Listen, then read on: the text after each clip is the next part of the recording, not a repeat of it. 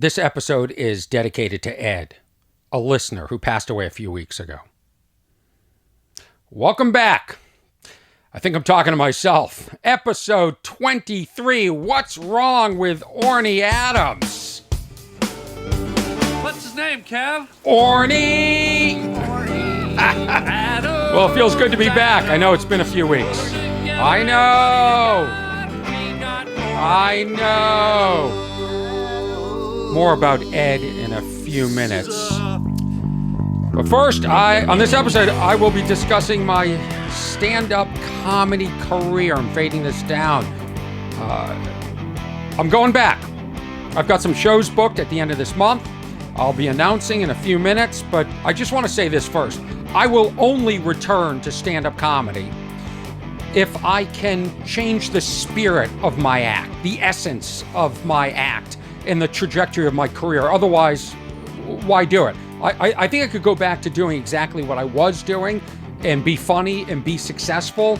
But when the entire world is turned upside down, and your entire world is turned upside down, and your perspective is skewed, and what you thought was right and wrong is confusing, and good and evil, you have to pivot. You have to change as an artist, or you're part of the problem.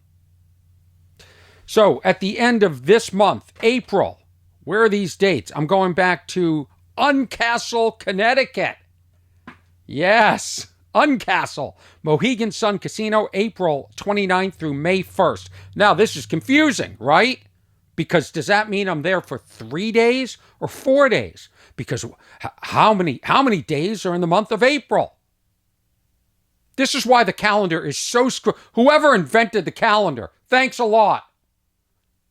I mean, really. It's like these things during COVID drive me more nuts than anything.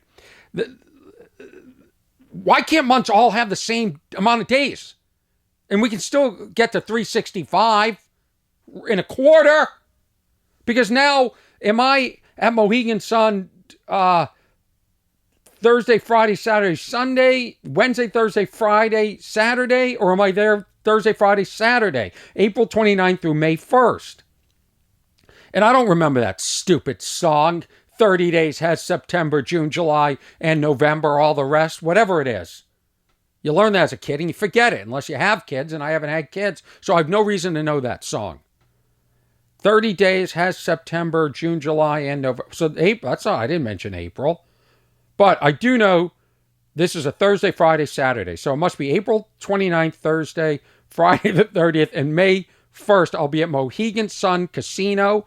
I'll put the link up in this YouTube video, and you can check it out and come see a show. I know it's limited seating because of COVID. I am one shot into vaccination, so I'm excited. I'm feeling liberated. Okay, here's what you do. I got it. Let's see. 365. You divide that by 12. You get 30.41 something, I think, days. Okay, so you can't have that every month. You can't have 0.4 whatever days. So let's make 11 months, 30. That gets us to what? 330? And then 1 month is 35 days. And that'll be December. New Year's Eve is 5 days now. That's it. We're done. Need me to fix anything else? Because I can't remember how many days. It's confusing. What months have 31 or 30? We know February's 28 because that's all screwed up. And then we add the leap year. But this will make paying bills easier. It'll make, if you're coming to one of my shows, easier. I have once again fixed another problem in the world, and you're welcome. You are very welcome. Here's some fun updates. The hummingbird eggs have hatched, and the little hummingbirds have moved on. They've moved out of my tree, and or somebody had a hummingbird omelet. I didn't even think of that. Maybe another species came in and whipped up some eggs. Hummingbird eggs. These things were so small, but I took a picture of the cracked eggs, and it's gone. And maybe they'll return. I don't know, but I feel like I'm a part of nature. I'm a part of nature. Watching these hummingbirds. I guess they're only there for a couple of weeks and then they hatch. But I hope they got out safely. Let's see. On this show, I will get to Orson Welles, and I'm going to get to one of the worst pickup lines I've ever heard. That was on a Dateline show. I am obsessed. This is what happens every night. In case you're looking at my eyes on this video and you go, Jesus, does he have bags under his eyes? Yeah, he does. Yeah, he does. Why? Because I haven't slept during this entire COVID. I have not had one night. I don't think I've had one night that I made it through. I go to bed. Let's make up a time. 11. At midnight, I wake up. Whoa! And I think it's morning. And I look at the clock. I go, that says midnight. It can't be midnight. And guess what? It's midnight. And I slept for an hour. And I'm confused. I don't know where I am. And then I try and fall back asleep and I can't. So what do? I watch murder shows. Because what's going to help you go to bed faster than murder shows? I'd rather watch that than news. I'm fascinated that there's that much murder in this country. I'm talking about America, because that's what these shows focus on, that they can dedicate. There's so many of these shows. We have a channel called ID that's just, it's all murder 24 hours a day. If you want to see stories of people getting killed 24 hours a day, go to the ID channel. It blows me away the different ways people murder and why they murder. And I sit there and I watch for like 2 hours. Sometimes it's one episode, sometimes it's 2 episodes. I'll watch like a Dateline and I'll think, if something tragic happens to me, all I can wish for is I get at least a 2-hour Dateline. I don't, if I have to die tragically and then they cover it in an hour, how embarrassing. I have to figure with my career, right? I'm going to get at least a 2-hour Dateline, right? I mean, the first 15 minutes you can talk about me and the shows I've done and my stand-up comedy, and you can get the viewer excited. Talk to people in my past, talk to people in my high school, and then we'll get into the however I was killed. These are the things I think about. I just sit there going, wow, can you imagine? Like, sometimes people are killed. Like, it's an old one. Like, I think you'll see like old, I can't think of what the program's called, but sometimes people are killed over like their house is robbed and they're trying to steal a VCR. And I'm like, wow, if they just could have lived until the DVD came out, then that VCR would not have gotten them killed. These are the things, the mind is crazy. The things you think about, like, okay, I'm going back to stand-up comedy. And this is weird. I had a show this past Saturday night here in Hollywood at an outdoor venue that I guess was sort of operating without a license for live entertainment. I don't get the technicalities of how this works. I show up and do a show. Well, I got a call a few days before that the show's probably canceled because they got raided and shut down. I thought, wow, weird times. Like, we're outdoors in a parking lot. Feels fairly safe. Like, if you go on the Citizen app here in Los Angeles, there's crime nonstop. And then here we're just trying to have like a little comedy show and it gets shut down. It just feels very police state. I understand the balance of health. I'm also a rules player. So I'm sort of like, I'm into playing by the rules. But that, to me, I mean, it feels very Lenny Bruce. The comedy show. They show up and shut the show down for profanity. Or in our case, people are too close to each other during a pandemic. And we're so close to being out of this. Get the vaccine. Just get it. I did. Because, you don't want to get this COVID. And that's I guess I could read this letter that I got from Anthony about Ed, my listener, who just passed away. Tragically. He said, I got this yesterday. And I immediately reached out to Anthony. I said, hey, would you mind if I read parts of this? I won't mention your name. I'll just say Ed. And he said, no. Ed would be honored. So I said, I'm going to dedicate the podcast to Ed. And when I wrote Anthony, I said, it's interesting because I forget people are listening to this.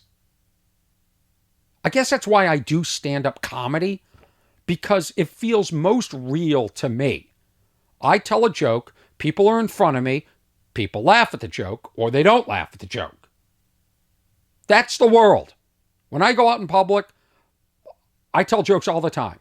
And either people laugh or they don't laugh. And that's why I didn't love acting. You'd shoot something. By the time it aired, you forgot you even shot that. You forgot that episode. It takes that long. And there's no immediacy. You say something funny, you get a reaction maybe from, the other actors. But if my character, like on Teen Wolf, I was supposed to be funny. And, everybody's sitting around trying not to laugh. Because that's going to screw up the take. You can't have camera people and gaffers. You guys know what a gaffer is? I'm not even too sure I know what a gaffer is. I was on the show I think it's lighting. And then you got the sound. And so the crew stands, it's 30 people standing around while you shoot a scene. And they can't laugh. They have to, hold it in. So that's really natural. That feels good. And believe me, I was funny on that show. I was even funnier in between takes. I was funnier on takes that you didn't see. They couldn't show how funny I was. It would ruin the tempo of the show. So I didn't love that. I guess maybe you do a 3-camera shoot traditional sitcom and you have a live studio audience. Maybe there's some reaction there. But even then, it's like they're bussing in people that don't even want to see a show. I think sometimes they pay audience members. That's how pathetic some of these sitcoms are. They have to pay people to sit there and laugh unless you're a hit show. And of course, that happens to very few people. But that's why I love stand-up comedy. The immediacy. I love that. But I don't feel the need. Like, I'm excited expressing myself on this podcast. It's an interesting way to do it. And there's so many variables on a live show that can screw you up at any time, and it can also make it a great show. But obviously, I am going out and I'm testing. I wish this motorcycle would just move on. Do you hear it? I'm testing my relationship with stand-up comedy post-COVID. That's what I'm doing. I'm going to see if I can get away with the things I want to talk about, because I have some interesting things to talk about that are current. Sort of the cancel culture, all the apologies people are giving all the time. There are things I want to talk about in the world. In fact, I've started, and this is new because I wasn't doing this for an entire year. I've started writing jokes again. And if you look at my April, I'm in front of my computer right now, and I'm talking about kids being naive. When I was growing up, fake apologies. Is authenticity dead? Trash can reviews. I'm going to go over reviews of trash. Does that sound like vintage Orny Adams or what? And here's my opening line. And I can't even do it. I'm going to do it in front of a live audience. I did it once. I actually snuck out and did a show. I didn't tell you guys this, but I went down to the Improv. They asked me to come down and check out. They were doing an outside show. Maybe that one's illegal too. Who knows? Maybe I'm a badass stand-up comedian doing illegal shows all over the place. And I didn't do this line. I did a different line. Oh, I said, and I think I did on this podcast. I talked about how you go out into the parking lot, you leave a store. You know when you leave a store and you can't find your car, and then you can't even remember what kind of car you drove? Well, that's how I would describe this past year. It didn't get much, but I don't know if I did it with the confidence I should. And I've since reworded it. Where is that rewording in here to make it more clear? And that's what it is. So I'm going to go out, and that's not a good example of, boy, if you heard that, your tickets are flying off the shelf for Mohegan Sun at the end of the month after that. But I'm going to go to Mohegan Sun, and I'm going to try out something different. Will I be up there as animated as I once was, running around as much? I'll tell you what, I will have my own microphone. Bringing my own microphone now for germ purposes. So I'm testing it out. And hopefully my love for stand-up comedy will return, because I feel like I have things to talk about that you'll be interested in if I can convey it. That's what it comes down to. But let's get to this letter I got from Anthony. Anthony is a fan of my stand-up comedy. He said some very nice things. I'm not going to read all of that because that would be self-serving. And I want you to know, when I discuss this about Ed, I'm very cognizant of people on social media hijacking a person's death and making it about themselves. And that disgusts me. I can't stand and maybe it's just because I'm in this industry and I'm surrounded by people that know famous people, but anytime somebody dies, you go on Facebook and they have a picture of them with that person telling a story. Oh, I only met that person one time, but they couldn't be nicer. They were great and they were fun. It's like, well, thank you for validating that person. Thank you for hijacking their death and making it about you, so you can tell people that you know that person. Who gives a shit who you know? I've met some of the most famous people in this world. I've met presidents of the United States, and I haven't asked to take a picture with them. And I don't post pictures when somebody dies. And do me a favor, when I die, and you'll know because there'll be a 2-hour dateline, don't post pictures of me with you. And honor my death. And by the way, I don't think I'm ever going to die. I feel immortal. I can't see this ending. Why would the Lord take me out of this wonderful existence?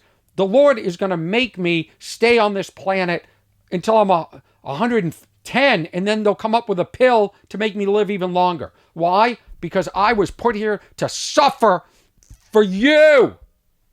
For you. I really don't see myself. Anyway, but when I die, don't post pictures, okay, of me. I don't know, I'm playing with this microphone so much. I have an all new camera set up. Well, post pictures with me if I look hot. If I'm an 8 or above, if I don't have bags under my eyes, if I don't look like chubby that week, if the outfit works, post away. That's the other thing. Now that I'm starting to go back to stand-up comedy, I've started thinking about what outfits. I've got to get back. And really, I just want to wear a black t-shirt. Today on the podcast, I'm wearing a dark blue t-shirt. I just want to wear a black t-shirt. A dark t-shirt all the time. I run around, I get hot. I can't wear long sleeves. I just want a dark t-shirt and jeans. Can I just wear that every day? If I do that, will the waitresses not pass judgment? Will you not pass judgment if you come back from a Friday show to a Saturday show if I'm wearing the same outfit? I have 100 black t-shirts. I really do. In fact, I number them. I know that sounds crazy, but I have a rotation of them, and I like them fresh and black. Could you not judge me? Can I just be? I know it's unoriginal. I'm not original when it comes to clothing. Hopefully, I am with my comedy. But so my mind has started thinking. And I noticed, ever since I did that pop-in show at the Hollywood Improv, they asked me to come down. They said, could you do us a favor to come down and just see the setup? We just want to know what you think. You don't have to, we're not asking you to go on. It's outdoors. You can hear the traffic going by. And they said, we just want to buy you dinner. So I eventually went down.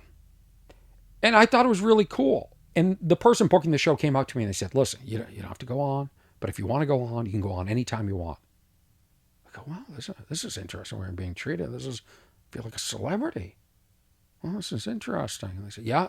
And then the manager came over. Thanks for coming down. Can I get you dinner? Want some drinks? Whatever. Looks like everything's on us. Huh. He said, you going on? He goes, I'll put you on whenever you want. I go, this is unbelievable. I go, this must be what it feels like to be a real successful comedian. And so I thought, do I want to go on? I'm not prepared. So I started looking at my phone. I'm not kidding. I'm looking at my jokes from March 2020. What jokes still work? What can I open with? What's funny? How can I shape? I'm only going to do a few minutes because I'm popping in and I don't want to bump people. I don't want to be that guy who just jumps on a show and then takes all the stage time away from other people. I didn't like when people did that to me. I don't want to do that to them. I thought, okay. So finally I said, I think I got 5 minutes. I said, I want to go on the host came up and said, do you want to go on? Now the third person's come up. 3 people have come up to me. I feel like the big macha. The man. I thought, well, I better get on fast before somebody, really famous shows up. What if all of a sudden like Chris Rock shows up or something? Then I'm bumped. Then nobody will. Oh, sorry. Now we don't have time for you, Orny. I've seen this before. So I said, I'm going to go on in 2. I made up in 2. Not next. In 2. And I did it. I did a few minutes, and it felt good just to go through the motions. That's really what that was about. And I wore a bandana, and I kind of want to wear bandanas at my shows now, but at the same time, I don't want to walk up and people think, wow, this guy thinks he's so cool. Because I'm not that cool. I have, this nerdiness to me. Even though you would never describe me as a nerd, people see me as this really sort of formidable, unbreakable spirit or presence, because I have a bigness to me. But really, I'm just as nerdy as, well, not as nerdy as the comic book people, but you know what I mean. I got some game in this lifetime. Not saying that they don't, but I think I just did. No, listen. Nerds rule. All right, Dear Orny, this is from Anthony. Dear Orny, this email has been sitting in my inbox since your 3rd episode of What's Wrong with Orny Adams. We're on 23, so that's been sitting there for a while. I just wanted to let you know how great this podcast is and how honestly true it is, just like your comedy. You are one of the best. I don't want to read, because he goes on for a little bit about my comedy. And Anthony, I agree with you, but I don't want to say it because then it sounds like I'm bragging. But thank you. Thank you for your thoughts. Anyway, I am writing this email because my very good friend who introduced me to your first comedy special years ago, and I immediately became a fan, has recently passed away. His name is Ed. He was an actor and had bit roles in some episodes, some soaps. He was on Law and Order and some indies, and he was a close family friend. He helped my mother out. I guess Anthony's mother was an English teacher, and she discovered Ed and said, do you mind coming in and talking to the kids about acting? And so, let's see, because I'm skipping around. So Ed, this is the East Coast in Jersey. So Ed starts teaching. I shouldn't skip around. I should have just read it. So Ed starts teaching theater troupe and acting, and some of the kids go on to win scholarships and have pursued careers in acting and film and all that sort of stuff. So Ed, back to the letter, stopped trying to achieve his goal of being known as an actor because he felt he was too old and washed up. He had been trying this since he was 15 years old and always believed he would have been further along in his career on Catch or Break, but he never did. This is Anthony speaking, I personally thought he had accomplished so much in the industry because many never get as far as he did. And I'll be honest with you, that's the way people come up to me all the time, and they can't, they're like, wow, you've done so much. And I think, I really haven't. I don't really see what's behind me. I just see, wait a minute. I don't see what's behind me. I see what isn't in front of me. That's what I wanted to say, but that doesn't make sense. I see what's behind me, and it isn't the career I wanted. Anyway, Ed was 58, Anthony's 32. Look at the range of listeners I have and fans, everybody. All the way down to 32. That's Gen Z. But I think we had a great friendship because Anthony is a writer-musician. He admired that about me. I was still chasing that dream of getting a novel on shelves. I guess he's in traditional means. I was always impressed with Ed and his constant practicing and studying of acting. I think that is why I respect comedians so much, especially ones like yourself who are always working on this skill to a sheer perfection. To take the time to not only be funny and but to understand comedy. No, I'm sorry. To take the time to not only be funny and understand comedy, but to live and embrace it. Yeah, you have to live this, everybody. You have to live whatever art form, in fact, whatever life you take on, live it. Live the life. You have to be. If you're going to be a stand-up comedy, you have to live it, eat it, drink it, sacrifice, sacrifice, sacrifice, pain, pain, sacrifice, sacrifice, pain, pain. Sacrifice, uncertainty, rejection. That's what's going to make you better. Going on one of these stupid contest shows on a network and getting a pop. Great. You'll sell more tickets than me. Great. The agents will like you better. Great. But you won't have the soul of an artist or a performer. You have to live it. Thank you, Anthony, for understanding that. And I encourage you to live the writer's life. Like Hemingway. There's a documentary on PBS coming out this month, maybe tonight or tomorrow night. Maybe tonight. PBS on Hemingway. And he lived a life. Of course, then he ended up taking his life. So don't get too deep into the life. There can be a balance. I haven't found it. I can always see, back to the email from Anthony, I can always see that when you perform and talk, you have a passion that most comics just don't possess. Well, I don't know about that. That's his words. Anymore, or afraid to, because of this bizarre cancel culture we're living in right now. A lot of people think I'm edgy. I don't really think I'm that edgy. But I will be discussing some stuff in what I foresee as perhaps my new comedy show that could be perceived that way. But I don't care. You can't live in fear. And I know that, my intentions are always not to hurt people, but to sort of point out absurdities. In order to do that, you have to go to the edge. That's what I did in school. You went to the edge.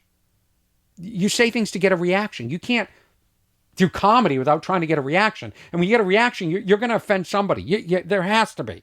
I'm sorry. But I've discussed cancel culture. I can't get into it right now. Ed always pushed me, this is back to the letter, pushed me with my writing and worked with me on a few of my projects and TV shows, blah, blah, blah. All right, anyway, back to Ed. He just started getting back into acting and was ready to pursue his dream once again after years of teaching. Acting was in his blood, and he needed to pursue it again. He called a few people he knew in the industry. He set up auditions for coming months and began a rigorous task of practicing over and over again. A task I know you do as well. When I told Ed about your podcast, he started listening to it, and he thought it was great, and it motivated him to get back into the craft. He asked me on numerous occasions if I was caught up on your latest episode and how you lit a fire under his ass to go out and catch his acting dream. That's the greatest compliment, besides that you think I'm funny or I'm a good person, is that I motivate you. And I'm not here to motivate you, but if tangentially my words do that, that is a bonus, and I love to hear it.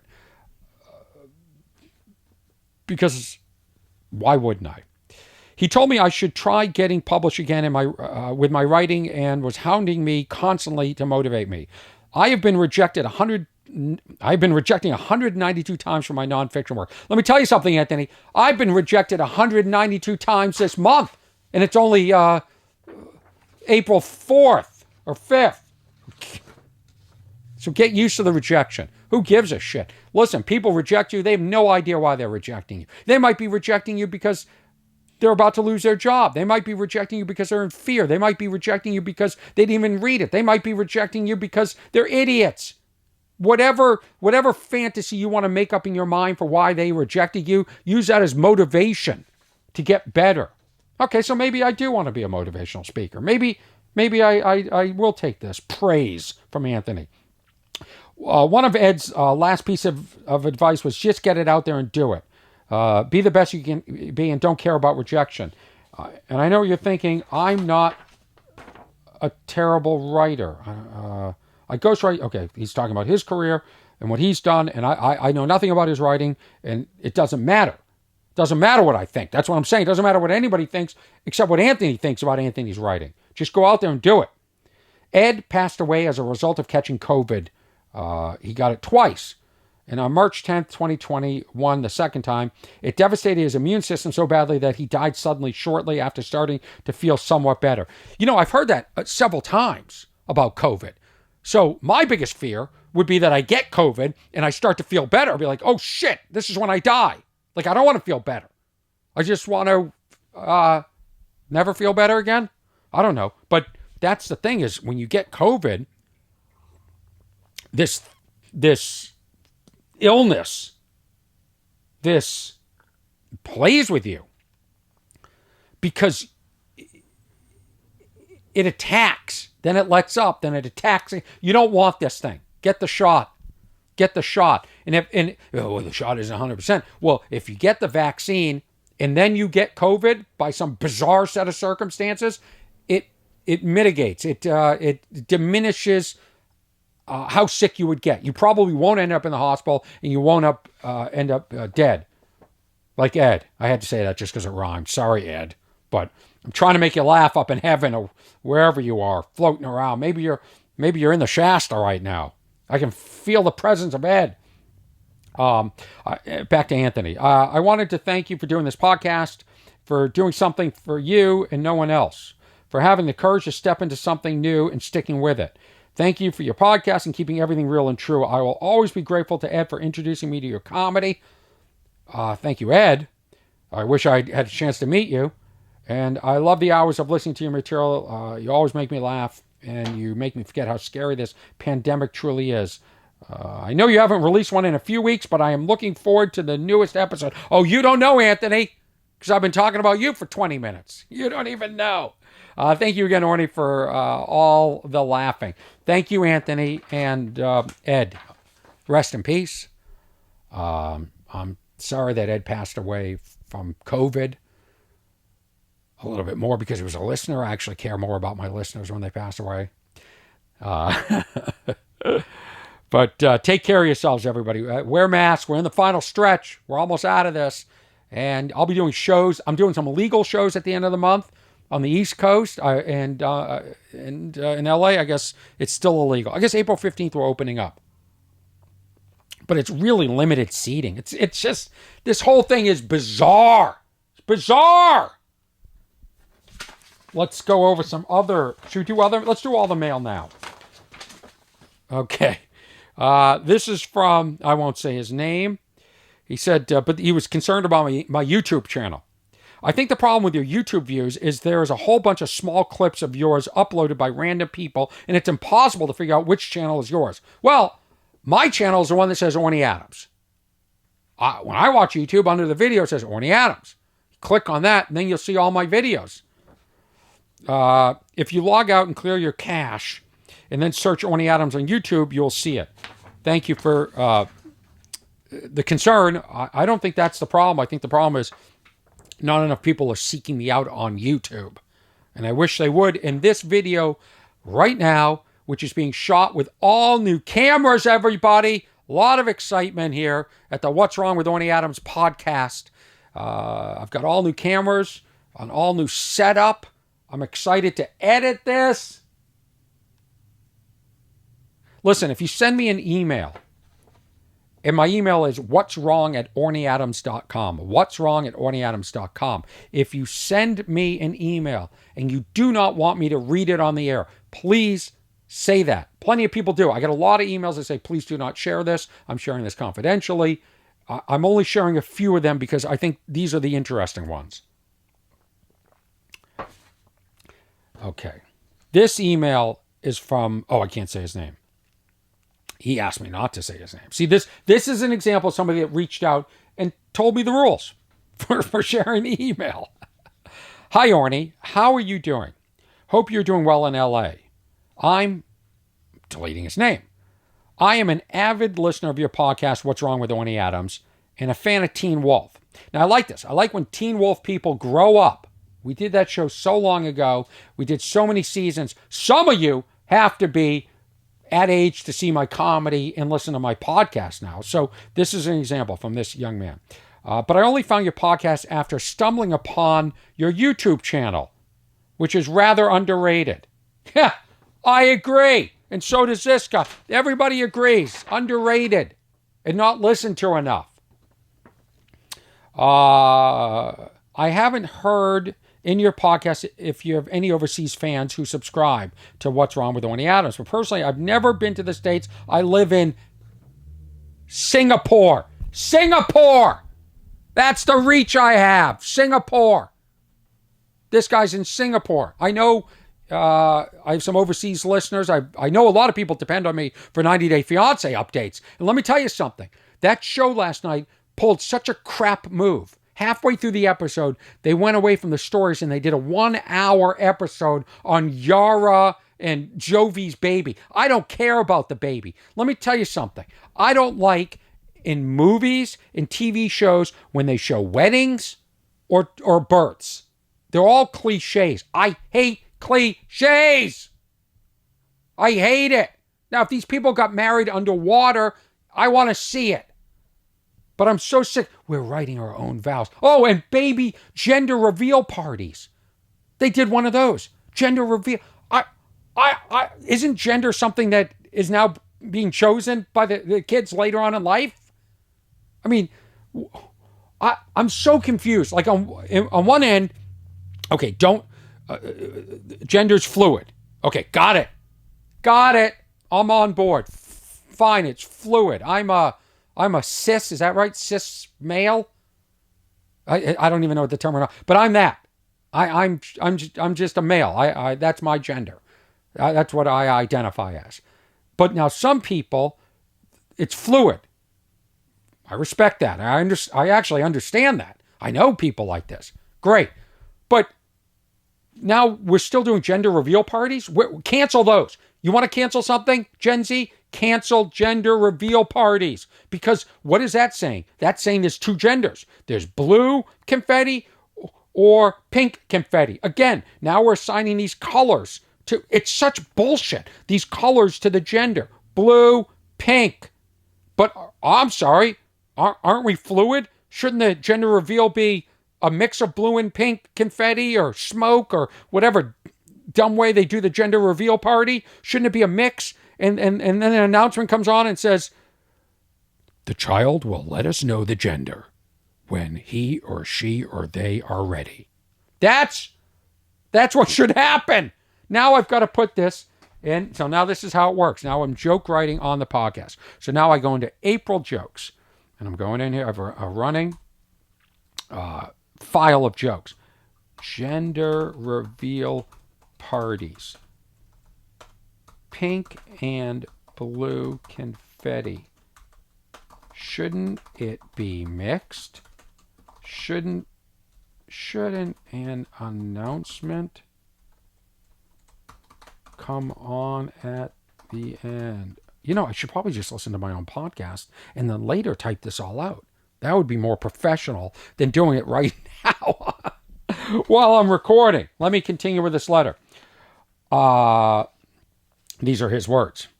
This is a young man in Singapore. I'm saying young man. I don't know. Maybe he's... I don't want to assign a gender. This person in Singapore. I just wanted to let you know that What's Wrong with Orny Adams is probably the most authentic, genuine, real, and comedic podcast that I've ever heard. You know what? I hope this isn't a joke. I hope somebody didn't write this as a joke. I hope this guy's real. And I want you to know, a lot of the times I'll get very nice correspondence through the email, What's Wrong with Orny Adams, what's wrong at ornyadams.com, but I don't respond to them. I want to respond in length here because it's easier for me to articulate in voice and give you a really, really solid answer this way. So I have not responded to him. He'll be surprised when he hears this on the podcast. And then I'll want to hear back from him going, wow, that was cool that you read that. I just wanted to let you know that, I like this line so much, I'm going to read it again. I just wanted to let you know that What's Wrong with Orny Adams is probably the most authentic, genuine, real, and comedic podcast I've ever heard. This is why I'm suspicious. His grammar in English is better than people that live in this country. This is really good writing. Do we need to send our kids to Singapore to learn English? Is that what we need to do? Are you really in Singapore? Because this is written at a collegiate, graduate school level of English. He's got all the commas in there. He even chose not to use a comma after real, which would be before and. Some people do that. Strunken white. Is it Strunken white do that. So that was always going up to you. Use a comma there. The topics you talk about never cease to amaze, entertain, and again, perfect use of comma. Never cease to amaze, comma, entertain, no comma, and strike a different spot than other podcasts. This is too well written. Are you real, Singapore person? What's Wrong with Orny Adams? And he uses the WWWOA, which is what I use as a hashtag when I announce a new episode. WWWOA is only different from other podcasts because you put your heart into it and you do it your way. Even beyond the U.S., there are people who somehow listen to your podcast and find it relevant and awesome. This person's writing is exceptional. Besides, this guy in the commas. I love it. Love good commas. Besides, I really love the partnership. Oh, and then he goes on to discuss some of the bits that I do. Let's see. If you'd like, please also bring back Orny Yells at the TV, 90 Day Fiance. They are classic WWWOA. That's right, we have classic bits. We're only 23 episodes in, but we've got classics. Finally, I'd like to thank you for what you've done, the nights you haven't slept, and the time you spent on research. Keep it real. Keep it you, no matter what. Love the stuff you're doing. Stay safe, healthy, and maybe catch some sleep. Best regards, his name from Singapore. P.S. He's doing a P.S. He's doing a P.S. When's the last time you got a P.S. in an email? Anybody? I do P.S. Postscripts. I'll even do a PPS. I'll just keep the PPSs going. This person's amazing. If I have more fans like this that reach out in our this articulate, nearly forgot. This is a PS. Nearly forgot, congrats on turning 21 as well. Sorry it took me so long to reach out. You may use this in your future podcasts if you wish. Just censor my name. Thanks. And that's what I did. I censored his name. This is amazing feedback. Maybe this What's Wrong with Orny Adams podcast will become, I just do listener email the entire time. Or viewer. We're going on YouTube. And I got the equipment to do live streaming now. Can't figure that out yet, but I will. And we may be doing some live streaming. So that's it for viewer stuff. And again, please feel free to correspond with me. What's Wrong at ornyadams.com. I'm also on Twitter, Facebook, Instagram, and all the, that's all rising. All that, followers. It's so bizarre. I don't like that. Followers. I don't like fans. I don't like to say I have fans, and I don't like to say followers. That to me is strange. Followers. Let's talk about followers. Cults. Because I think you guys are all mesmerized, and I think you're all being conned. Everybody. And confused. And I'm going to talk about this in my act coming up. There's too many options in life.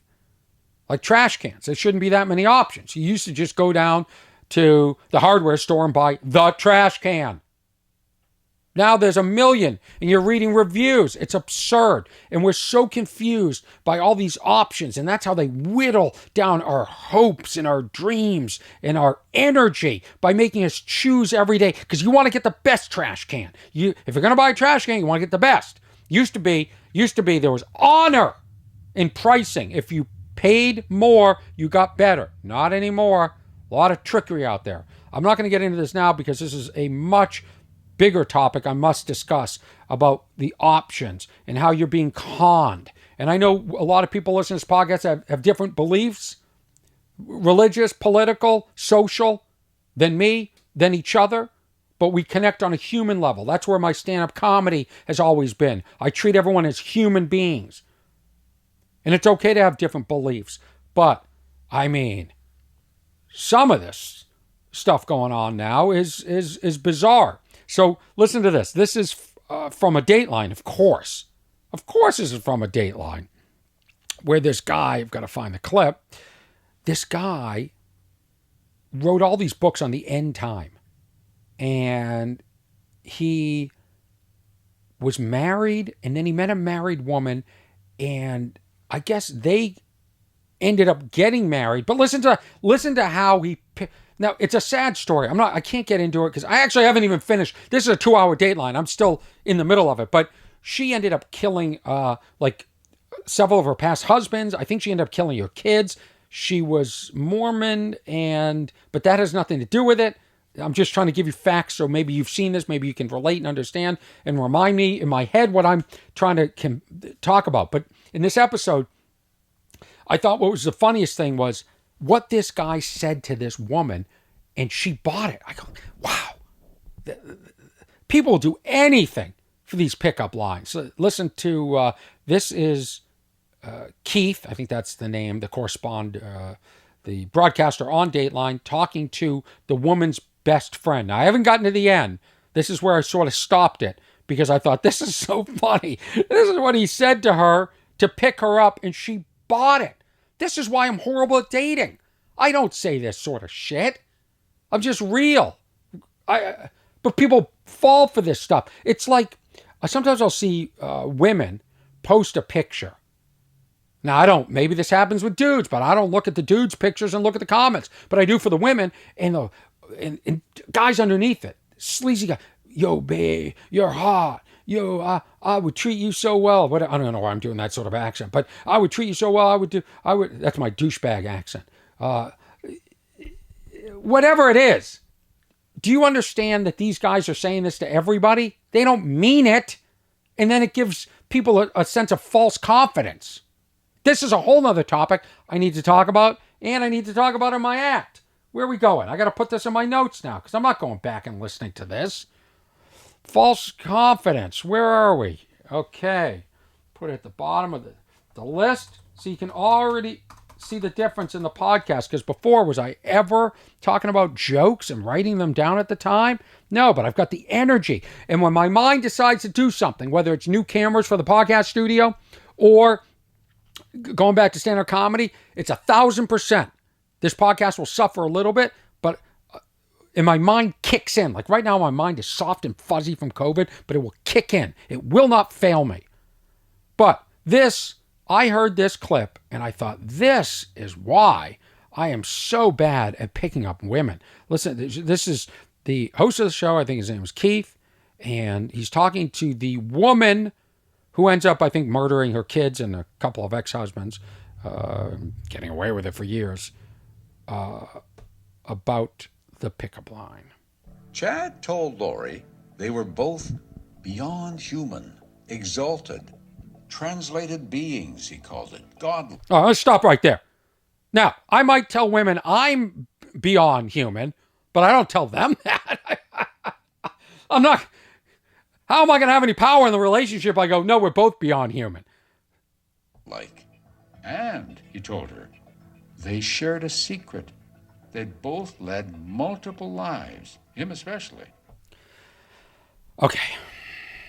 If someone's trying to pick you up and says that they've lived multiple lives, this is probably the opportunity to turn on the dating app and find somebody else. Okay. Let's continue with the Dateline clip. Over thousands of years. How many? 31. How many lives had she supposedly had? 21.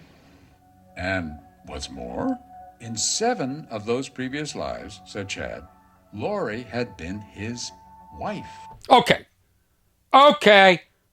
So you need to marry me in this life because we've been married in 7 other lives? I gotta try this. I really do. Why weren't they married in all 31 of or 23 of their lives? Who were they married to? And you sit here and go, do people buy this shit? And they do. And it's why, people buy aliens and are here and those lizard people. The absurdity, you go, how is this possible? And then you just see it. I'm up in the middle of the night watching this going, what? Let's continue. And she seemed to be very drawn to that idea. It was very exciting for her. How weird must that be? Very. Not only am I attracted to you, that we've been married 7 times on different planets and different lives. Yeah, she was actually intrigued by it. And now, Chad told Lori, the 2 of them, have been chosen, handpicked by God to lead an elect group of people, 144,000 souls, who would usher in the end times and the second coming of Jesus Christ. They were in charge of this group, and they would find couples or people that would be able to fulfill this calling. It's the good old how to pick somebody up and start a cult line. That's the unbelievable. The stuff people fall for. And I know some of you listening fall for this stuff. It's crazy. It's crazy. You are listening to Orny Adams. This is What's Wrong with Orny Adams, episode 23.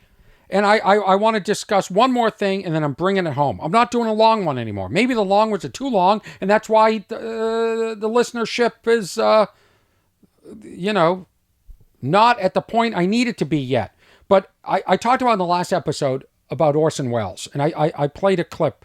I talked about, not Orson Welles. I talked about how I was going to talk about Orson Welles, but I talked about Churchill. Churchill was, let me play this motivational clip first. Never give in. Never, never, never.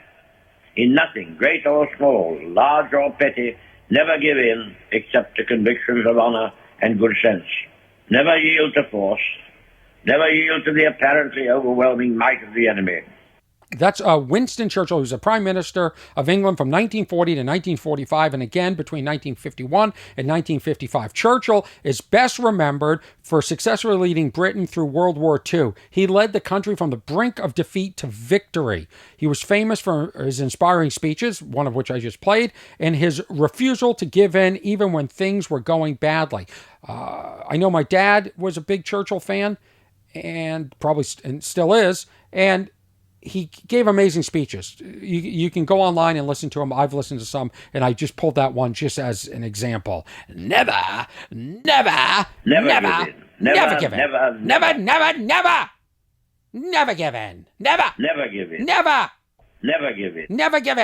give in. Never.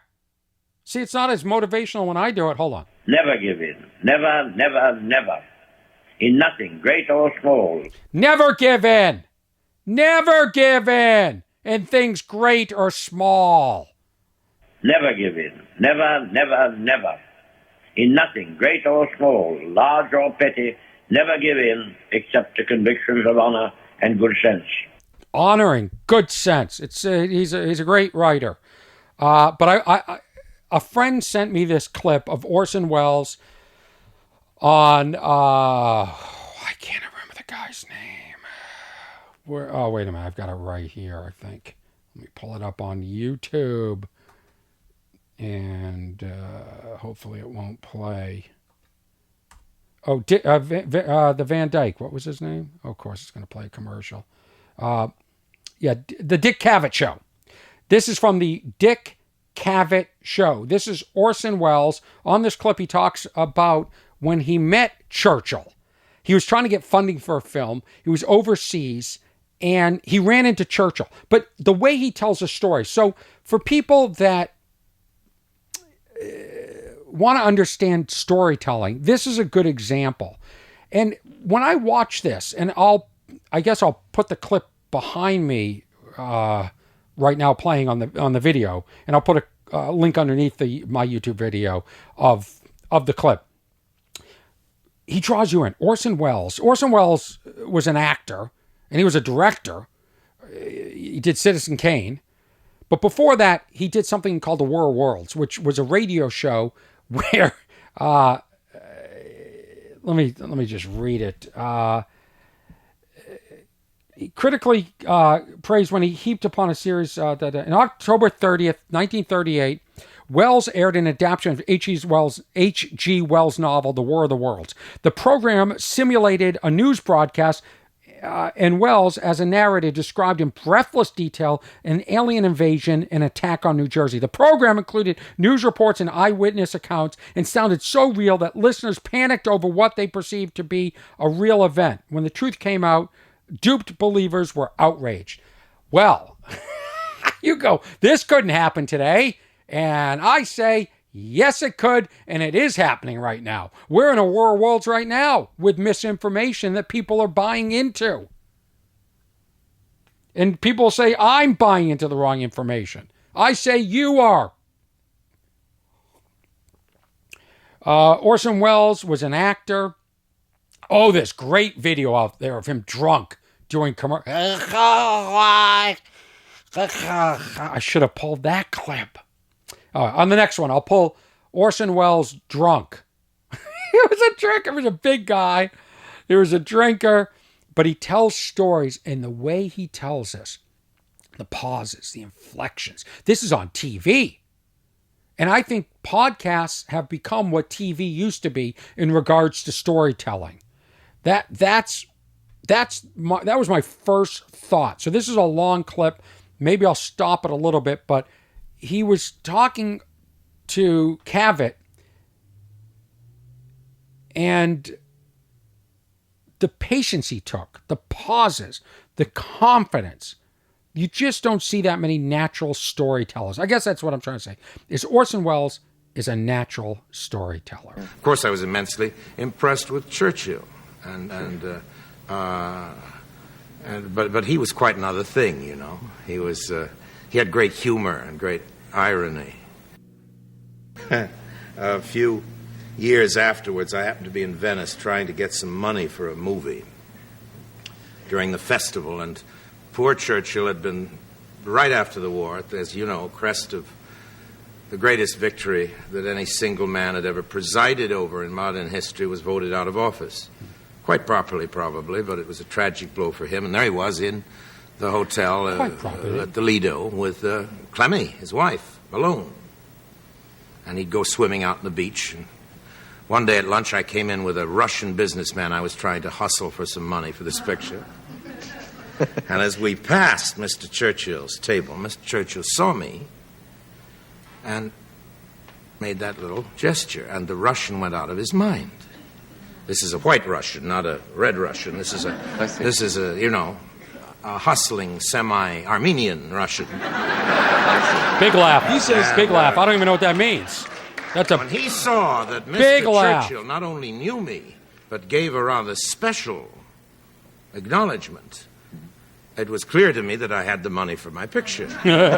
So the next morning I was out swimming in the beach, and I found myself paddling in the water right next to Mr. Churchill. And I hadn't gone up to speak to him, but there we were in the water, and I had known him on and off during the war in a humble capacity, and I said, and he had come backstage to see me, and I said, Mr. Churchill, I think you ought to know what you did for me. And I told him about how this acknowledgement had meant so much to me with my financier. And that day at lunch, I came in with a financier again. Fiancé. And Mr. Churchill rose from his chair and bowed. You've got to see it. You got to see it. Orson Welles stands up and he imitates. So he's with the fiancée, and Churchill stands up and bows.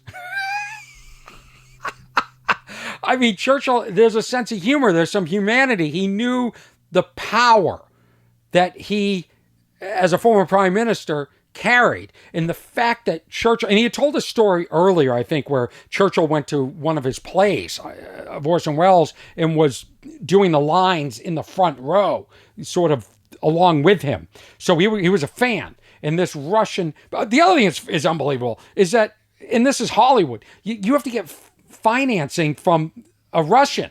Like, why can't, you're successful, you did Citizen Kane, why can't you just get more money to do another film? It really explains why I don't have a career. But you've got to see this clip. He is just such a great, great storyteller. And on the next episode, let me pull some clips for you. Let me pull some clips of you, of good old drunk Orson Welles. Let me see if I go on YouTube right now. Maybe I could pull a clip right now of drunk Orson Welles on I'm going to put this in YouTube. Drunk Orson, well, there it is. Drunk Orson Welles. Okay.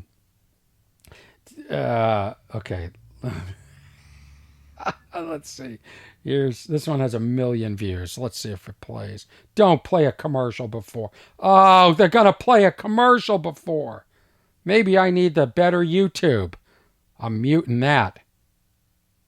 I'm muting it. I'm talking over this commercial. It's going to play after the ad?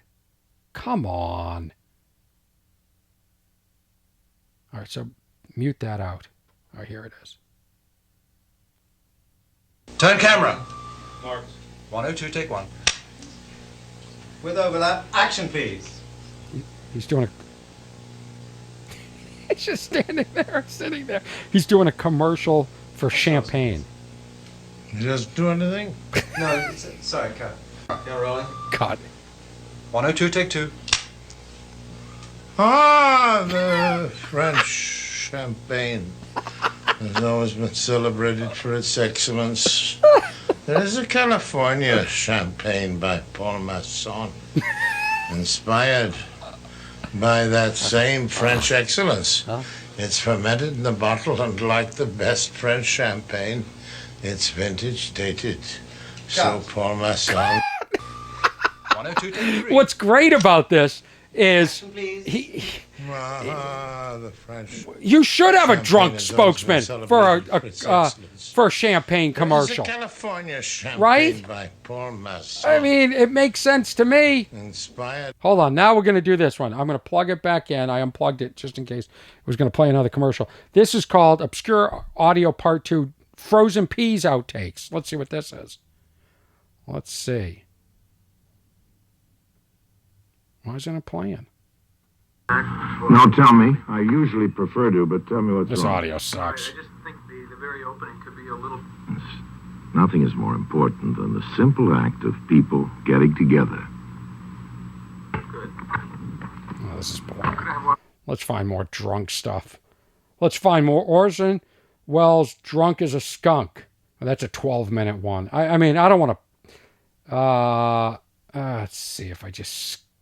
Orson Welles drunk as a skunk. Let's just quickly check this out. See if there's anything here. What is this music? Oh, don't do an intro. It's been written about me, as it's written about all sorts of people who don't deserve it, and they give me credit for innovations which I'm not... Anyway, I don't... This is why... By the way, in case you're wondering why I don't do stuff on the fly, this is it. This is why. But there's some great stuff out there, and he is captivating. And I just want to give you examples of people that are great storytellers. And Orson Welles was one of them. And he has a presence, and it's fascinating. I want to... This is my friend Kirk. Another sunny day in San Diego. Thinking about a funny little friend. Thank you for listening. He's got crazy hair. Yes, he's got great big eyes. What's his name, Kev?